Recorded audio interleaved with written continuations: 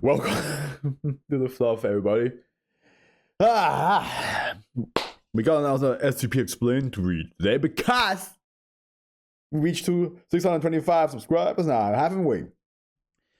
Which was very fast because I feels like the last subscriber special wasn't even that long ago that I recorded. Y'all just keep on subscribing, don't you? Y'all just want me to work more, don't you?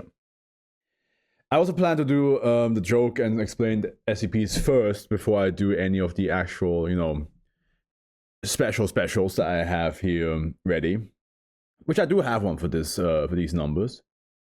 But I don't think anytime soon. No, I should. There should still be. Yeah, there should be one more for the 650, and then there will be a bigger gap before the next subscriber special.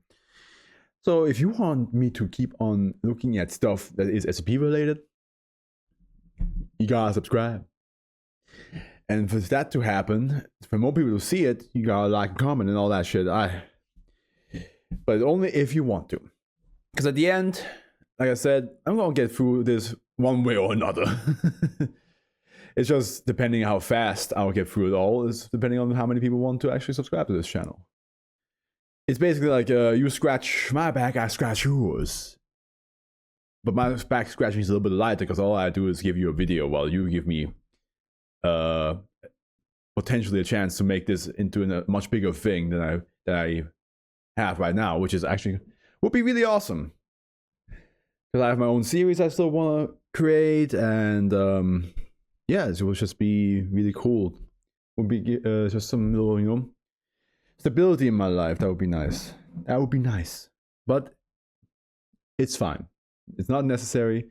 We're here to read an explained SCP. Written by SD Lock. Which the last one we had of them was actually not that long ago.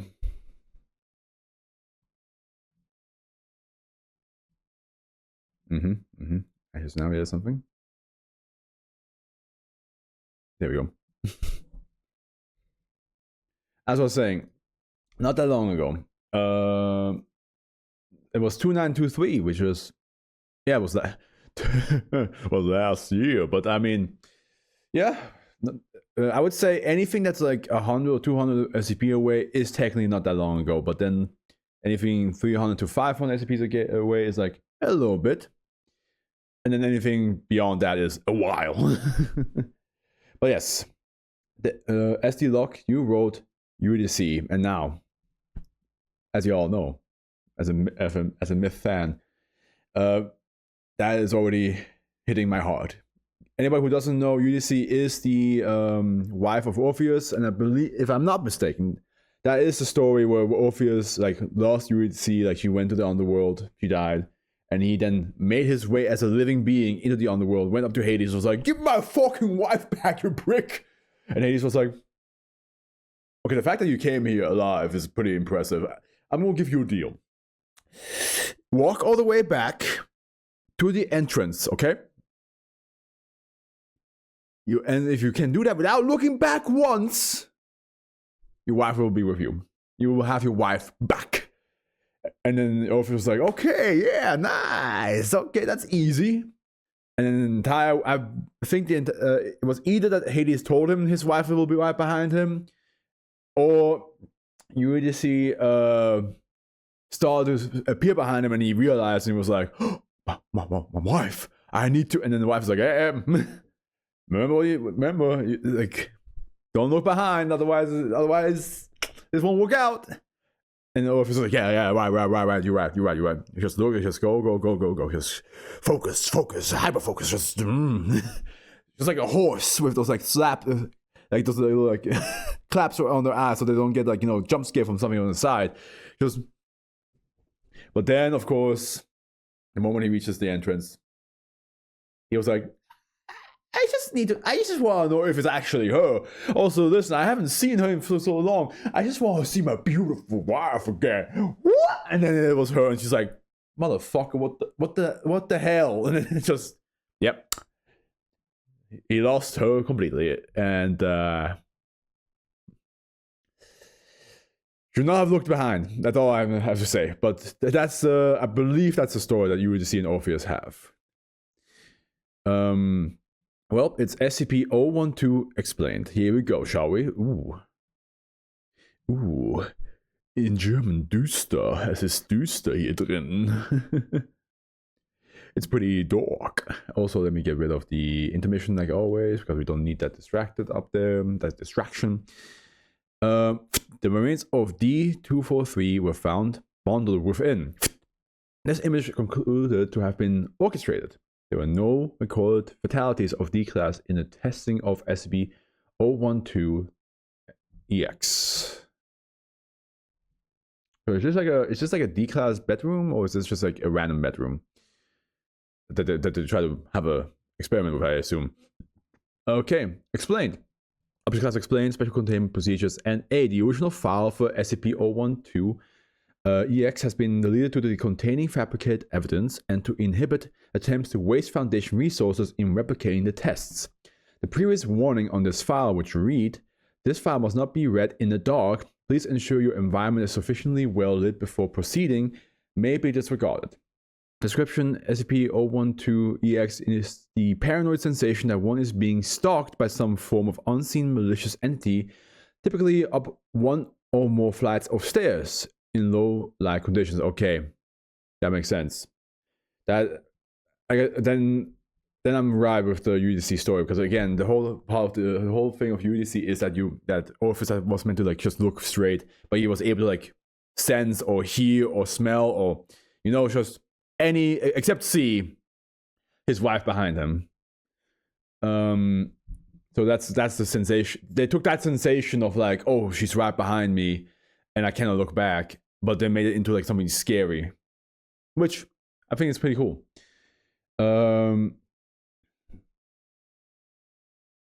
Low light conditions. SCP-012-EX is common in children and teens and may persist until adulthood.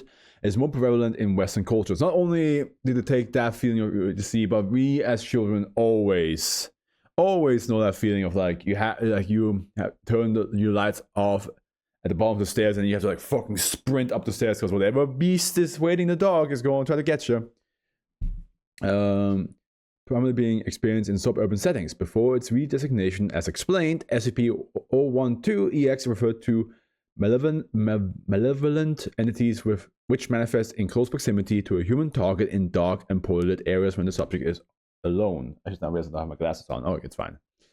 The previous iteration further clarified approximately 1/3 of humans possess an innate ability to sense the presence of their SCP-012-EX. There was no data to support this claim. Through neural imaging and interviews with affected persons in recent years, SCP-012-EX has been proven to be merely a combination of various fears such as terrophobia and chlamydophobia. Further, the sensation can be exacerbated by the consumption of horror media. Yeah, I mean, always. It's likely due to this last fact that the falsified document stated SCP-012 appear with more regularly near persons actively panicking or who are feeling fearful and paranoid. It is unknown why these persons are seemingly preferred, but it should be noted that those which dwell on thoughts pertaining to the SCP-012 instances coincide with said instances presenting with higher degree of clarity and definition while under indirect observation, which this very much fits because I just finished reading through the 3010s and 3020s, and 3010 is about paranoia, and it's supposed to like have the sensation of like, oh, something like some sort of monsters in the house and I can't see them. So this kind of like fits to that, which would be cool if there's maybe like a reference to 3010 somewhere in here. History, though never regarded with any credibility throughout the Foundation existence, SCP-012-EX was proposed as an avenue of research by Dr. Theodore Richardson. He posited the existence of a class of undetectable entities responsible for SCP-012-EX. Again, that fits very much to 3010. Due to the prevalence of discussion regarding the sensation throughout various forums and social media platforms, the decision was made to allow Dr. Richardson to begin investigating the phenomenon. Despite repeated tests purporting to document the existence of malicious entities through the use of pressure plates, laser detection, and sonar imagery, all documentation was found to contain no concrete evidence. I'm just now wondering if this is all going just if the reason why this called Euyrdice is because again that's that sensation of like somebody is right behind you but you cannot look back, or if it's actually going to be like a loved one that just tries to like keep up with you or something like that. Regarding the supposed physicality of the entities, Dr. Richardson writes that they are mostly humanoids, though are unbound by human physiology when it comes to ambulation and range of motion, being able to twist and contort their frames into any desired position, or assuming a quadruple guide. Oh my god, not the quadruple like running up the stairs that we did as kids. Like the contortion is mainly used to remain unseen, for example, by compressing its frame in order to slip beneath a bed frame or hide behind obstructions. During one observation, an SCP-012 manifestation stretched its limbs to brace itself between two opposing walls, staying well above its target line of sight as it stalked her in her home. So it was like it basically was like Spider-Manning above, I believe. The project was forcibly disbanded by the site director, following several complaints from the participating D-class subjects who each voluntarily left the project due to the stress caused by Dr. Richardson's mental state as he developed a debilitating fear of the dark. On the night preceding the project's disbandment, where 3 Foundation lives were lost in an unrelated incident, Dr. Richardson remarked in his personal journey, "They know we can see them. Oh. Don't like that. Don't like that. You don't want them to see you. You do not want that." You better get some voodoo out because we gotta cleanse this whole fucking house now. Richardson was placed on paid leave and his documentation was put on hold for review. 2 days later, Dr. Richardson's neighborhood experienced a power outage.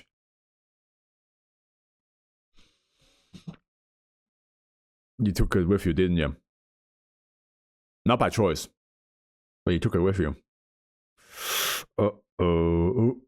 Dr. Richardson, you accidentally took it with you.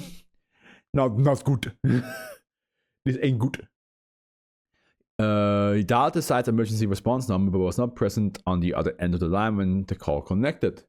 Wait, he was not. So he dialed, but then he was not present anymore. So either, depending. Now here's the thing: either it took too long, and then the monster got him, or the monster is very fast. Within minutes, local police were called over the sounds of struggle coming from the. Oh shit. Dr. Richardson, is that you? That was.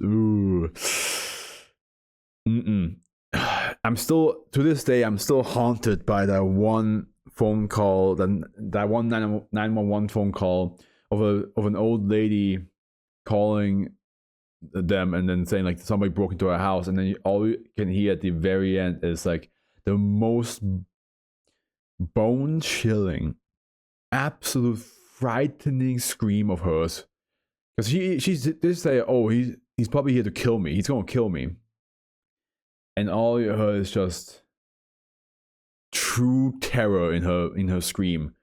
So much so that I was just I was ill for the rest of the day when I saw that video. I was just like I can't, like, how am I supposed to like live on with my life knowing that has happened? Agent Justin Locke is dispatched to investigate. Original testing chamber, unrelated photograph. Oh, why is it crossed out though? And also, what's on the top here? Huh? Oh, it's a door. I thought that was like an item was like just sitting.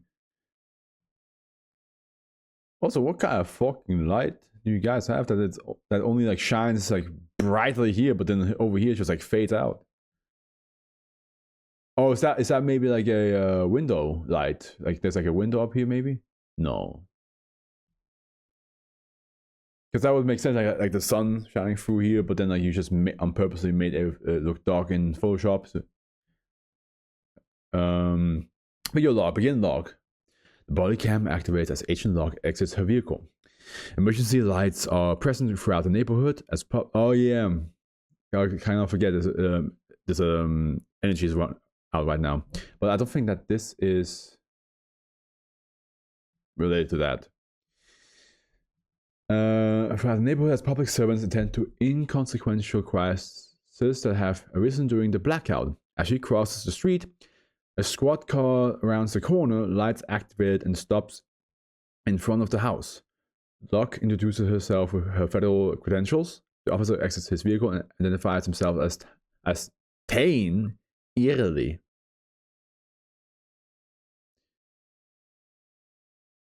I'm trying to see if this is like some sort of like, because that sounds that's if somebody came to me and was like, my name is Tane Eerily, I'll be like, that can't be real. And explains he is responding to a possible domestic dispute. The domestic. I mean, if it's actually Euyrdice, I would also be mad. Then yeah, it would absolutely be domestic. Yeah, the pair approaches the stairs leading to the front door. Crunching glass is heard. Looking down, a pair of spectacles can be seen on the foot before the bottommost step. Locke takes point. Eerily falls her up the stairs. Again, I'm just Tane Eerily. Tane Eerily. Like, I'm trying to, like, that sounds like something. It sounds like it's supposed to mean something. The curtains are drawn. With the exception of the flickering of a flashlight coming from a room on the second floor, the house is dark. Locke rings the doorbell and Eerily loudly declares their presence. They receive no response. Upon knocking, it becomes apparent that the front door is slightly ajar. The pair enter. Eerily draws his weapon. Turning on her flashlight, Locke reveals a living room in mild disarray. The sofa is notably crooked, with the far end being forcefully shoved aside toward a door to the rear of the room, leading to the kitchen.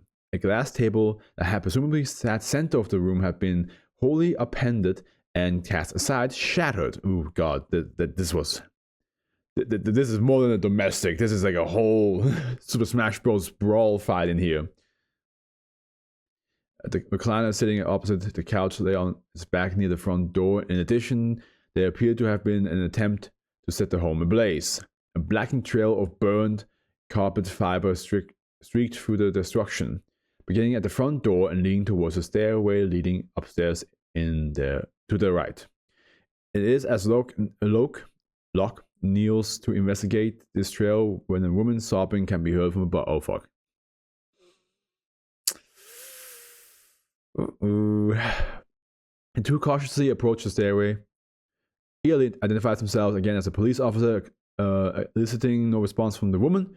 They ascend the first few stairs leading to the landing, stepping over the fractured, burned remains of a cell phone. Fractured and burned? What the fuck happened to the... Becomes apparent as they climb that the burned part could make sense if it's supposed to be related to the underworld. I know the underworld is not technically like a hellfire or anything like that, but maybe that's the connection there. It becomes apparent as they climb that the sobbing is emanating from a room near the end of the hall. Doors ajar. Locke and Eerily advance at a crawl. There's a loud, inhuman groaning, and the sobs rapidly turn to frenzied shrieks. The pair quicken their approach. The scream cut off just as Locke extends a hand and carefully opens the door. It is the Richardson's bedroom. It is largely undisturbed, unlike the damage witnessed downstairs, save for the mess of sheets on the mattress. A large comforter, bundled tightly, lay hanging off the foot of the bed, twisting around and trailing the floor underneath. A full canvas of the home revealed that neither Dr. Richardson nor his wife were present. So he has a wife. End log.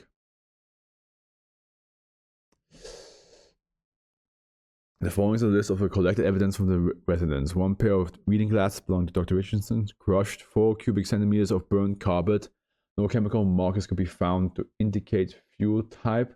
1 person's cell phone burned and destroyed, verified to have made the emergency call.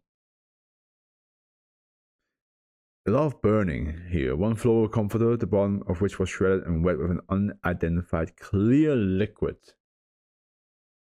Now I'm actually kind of interested what happened. Spooky Mom, help you enjoy my first show blog. The first image is is this the... Yeah. Kind of... yeah, sure. Fuck. Okay, never mind then. I saw what it is. It's in public domain. If the fox is home, please do not read this article when you're alone at night. It's not accessing the dark. There's no danger. Thanks, reading.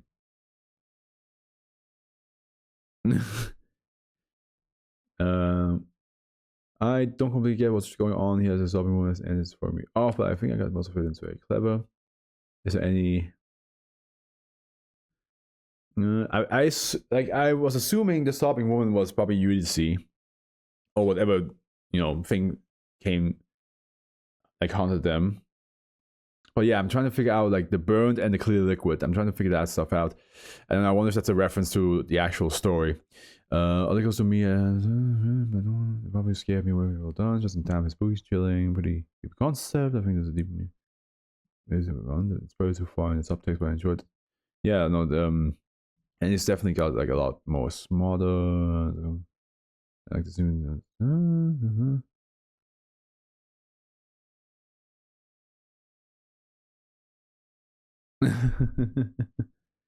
um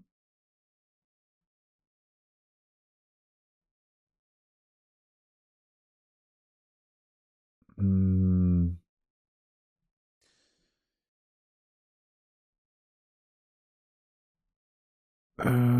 what's the article?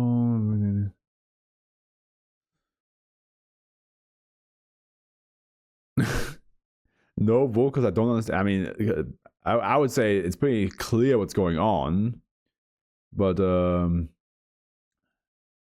my theory is that is the paranoia about being stopped by a when there's someone around the position.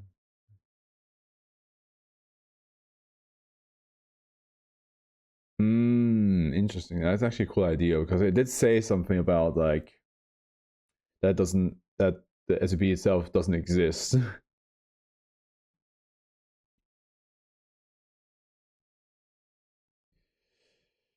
The question becomes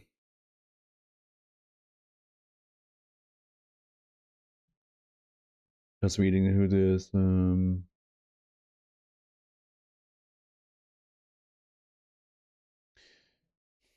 yeah, it's also like I think if that's actually what if that theory is correct, if we can connect it to the actual mythological story, it's connected to Orpheus's feeling of like, is it actually my wife behind me, or is it just something that sounds like her?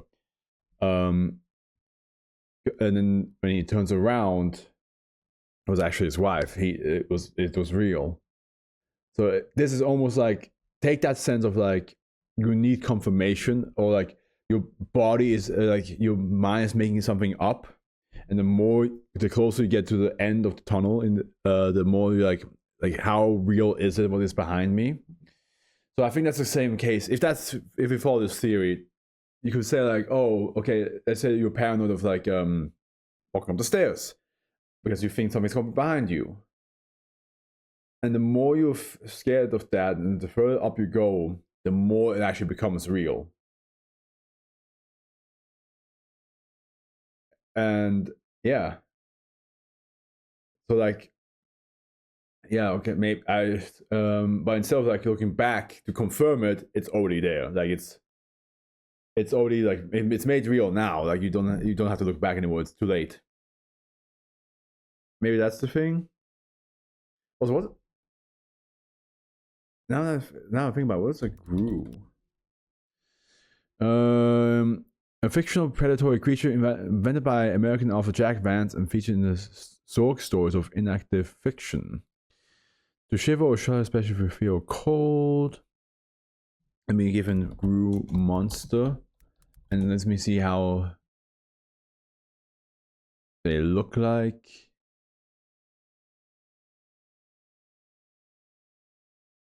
So there's a Zork phantom. Here it is. You have sharp claws and fangs, and uncomfortable tendency to slaver and gurgle. It's a sinister looking presence in the dark place of the earth with insatiable appetite. Its favorite diet ranges from adventures to enchanters. Its appetite is only tempered by its fear of light. That's why the lights were turned off. Okay. No groups have ever been seen by the light of day, and only a few have been observed. Again, that would then again connected to the whole idea of like turning the lights off at the staircase, them like having a power outage because the GRU is will come at you once the lights are out. Now, if it's about to be like if it actually is about a creature that only shows up once you like are paranoid of it.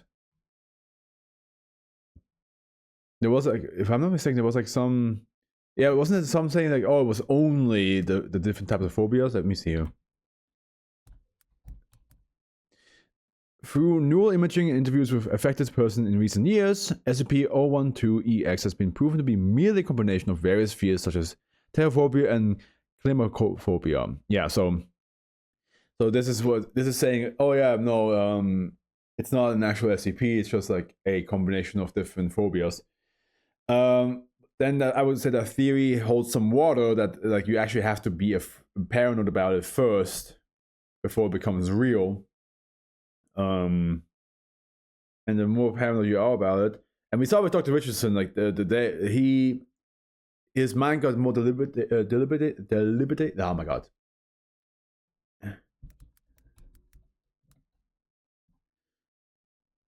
Let me see how that. Debilitating. Debilitated. There we go.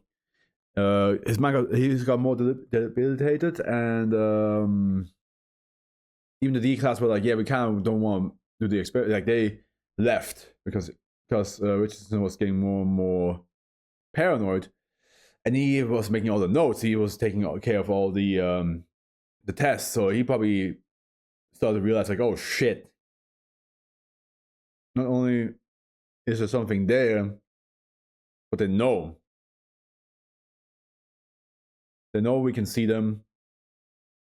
They know we know about their existence, so on and so forth. So he probably went home ultra on edge. When I joked about like, oh, you took something home with you, he did. The fear. He took the fear home with him, and with that fear, it led that the monster came with him as well. Like if he went home, it was just like purely like, oh, I don't have to think about it anymore. Then I think whatever creature it was, in this case a GRU, then yeah, I don't think he would have had the chance to actually show up at his place. Maybe, or maybe being exposed to it is just like is enough for the creature to like tag along. But I don't think that's the case. I think like he witnessed how they work. He witnessed how many there are and how they are getting smarter. So he probably just got really scared. And then when he went home, that fear did not leave. He probably even thought about it. He probably even thought like, oh, what if one of them actually followed me and I don't know, I didn't pay attention on my way home. So, if it did or not doesn't matter, because at the end it will show up at his house because he's just afraid of it. He's paranoid of it. Cool, I love that. That was really cool. I like that they, again, SD Lock. I like that you took Euyrdice, a very, I think one of the more known stories of Greek mythology when it comes to like the underworld. I love that you took that and made it into like, well, what if we make it actually scary? And also taking the whole idea of like the whole childhood fear of like something's at the bottom of the staircase if I don't book it towards the lights. Yeah, no, absolutely fantastic. That was really a lot of fun. And let's see. I actually don't know what SCP you guys will have when this video comes out. So I'm gonna have to do a little bit of a check. Right now, come on now. 2755 is out. So 2756, 275. It should be. Wait.